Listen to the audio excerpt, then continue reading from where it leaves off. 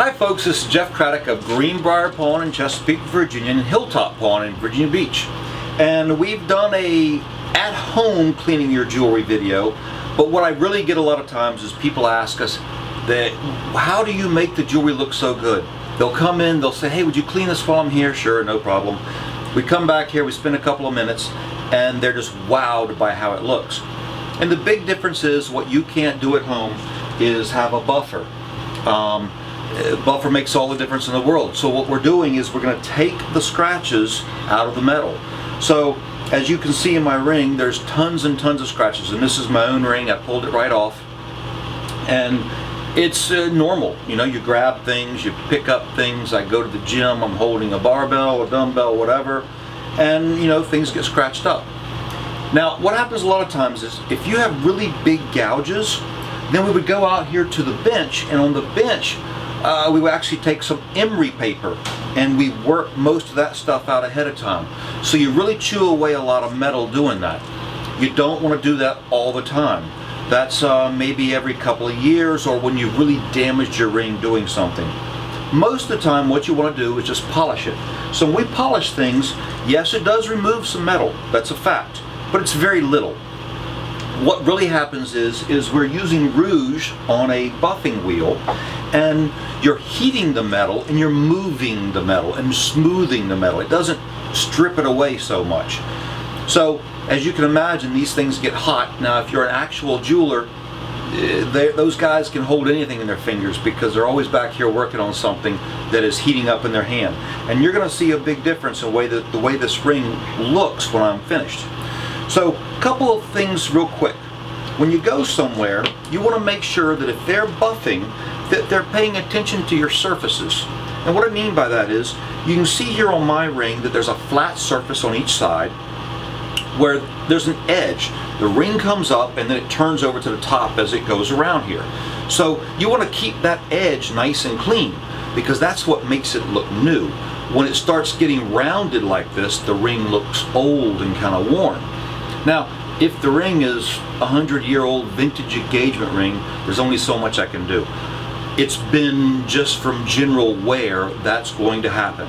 But when you have something that's fairly new, you want to keep those edges. So the way we do this is with a lap wheel. Over here on this side, there's a solid surface wheel like this one right here.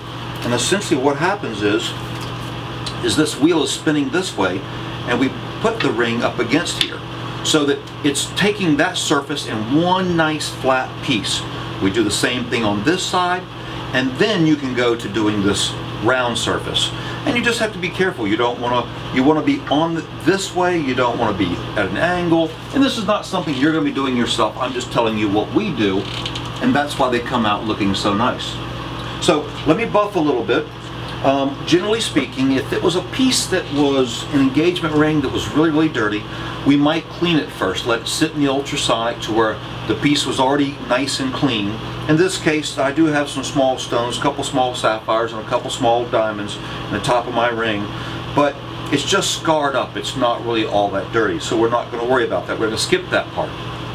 So we're skipping the part where I would use emery paper because it doesn't need that. And we're not going to clean it right away. We're going to polish it, and then we're going to put it in the ultrasonic, then we're going to steam it off. We're going to check to make sure that all the stones are solid, that they're in there really good. And a lot of times we check ahead of time. We want to know whether a stone's going to come out when we put it in the ultrasonic. Simple test. Take that ring, put it up to your ear, and tap it with your finger. You'll hear jiggling, clicking, where the stone is bouncing around inside, it's mounting in there. That stone is moving. I don't hear a single thing out of mine. All the stones are nice and tight. I shouldn't have any problems. So let me put this on the lap wheel first.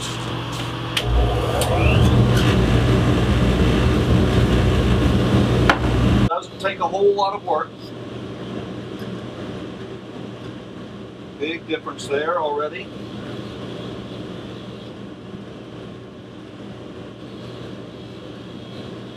Luster, as it heats up on my fingers, really starts coming out.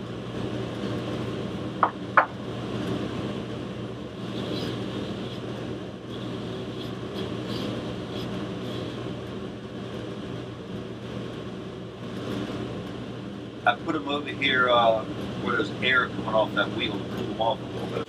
So now we've got these edges nice and crisp, and that's come out nice and smooth.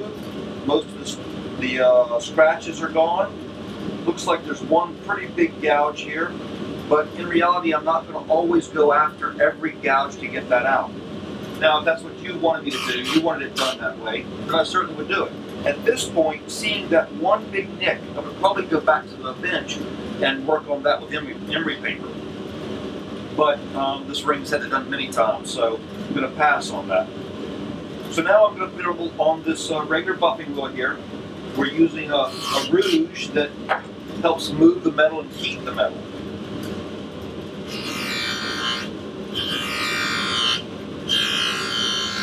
What I normally do is I give everybody's ring a once over like this. I really don't try to take out every single scratch, because then you start having to take away too much metal. And that's really not the goal here.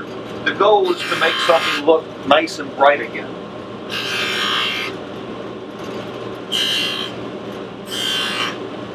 Now I'm going back over those edges, just ever so slightly. Don't want to round them off, but I want to give them a high polish like the rest of the ring.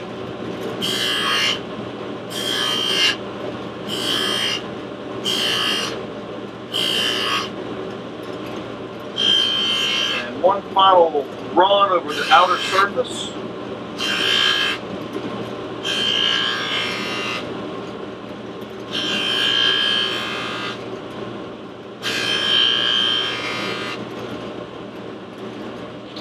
And we're finished in here.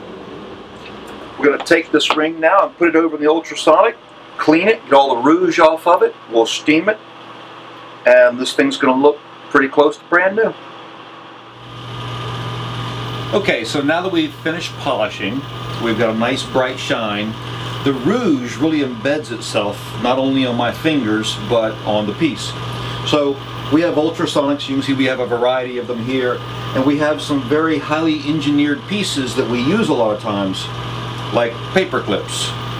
Whatever it takes, you kind of come up with your own little things that make things work better. So this is just a little plastic piece here. We let this piece hang in here and turn the ultrasonic on, and it just takes a little time. Also works great on your fingers. Now you can buy one of these, pretty much go online, Amazon sells ultrasonics. What you'll find is that for, I don't know, probably $35 or $40 you can get a small ultrasonic that you can put in your house. Now, what I would say to you is be careful, because an ultrasonic is just that. It's sending waves through, vibration waves through the water, and that's how it cleans things. But it will also shake your stones out if they're not in there nice and secure. So we're always pretty careful with that. A lot of stones do fall out. They just down in the bottom, we fish them right out, and then we replace stones. It happens all the time. If you're doing this at home, just be careful. Anything solid, of course, no problem. But if it's got stones, they can get shaken out. Make sure you always check your piece before you pour the water out, so that if the stone does come out, then we can put it back in for you. Not a big deal at all. So we're going to let this soak for about 10 or 15 minutes, and then we'll come back, steam it off, and we'll be done.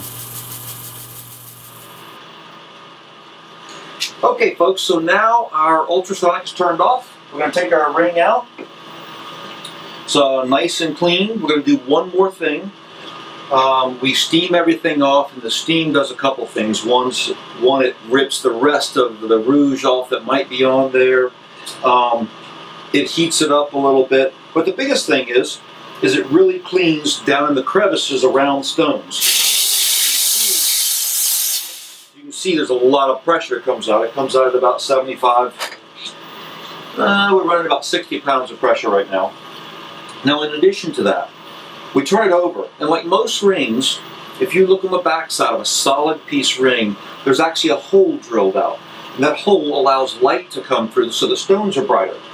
So, as long as our stones are nice and solid in there, then we steam it off all the way around and on the inside at those holes. Now I can tell you many times I have turned the ring over. You're not going to do this at home because you don't have a steamer. I've turned it over, I've done that, and you see something and you're not sure what it is till you turn it back over and you're like, oh man, there went a stone. So it does happen, happens all the time. That's what happens when your benchman comes out and says, yeah, I blew one of the stones out with the steamer. That's exactly what happened. We try not to do it, but the best way to really clean something is to do that. If a stone comes out, it was loose, you'd rather it come out here where we can find it rather than just out when you're out having lunch somewhere. So now we've got a nice clean ring, and what we do is we give them a good clean off, final clean, and tissue paper up here, and typically if you've been to the jewelry store, that's how they come out presented to you, on a piece of tissue paper. So they're nice and clean, no fingerprints. You're going to put the fingerprints on it, not us. Thanks a lot for watching. I hope you enjoyed this. Next time you need something clean or want something clean, you need something polished, it's old and kind of worn looking, come by, we'll be happy to help you out.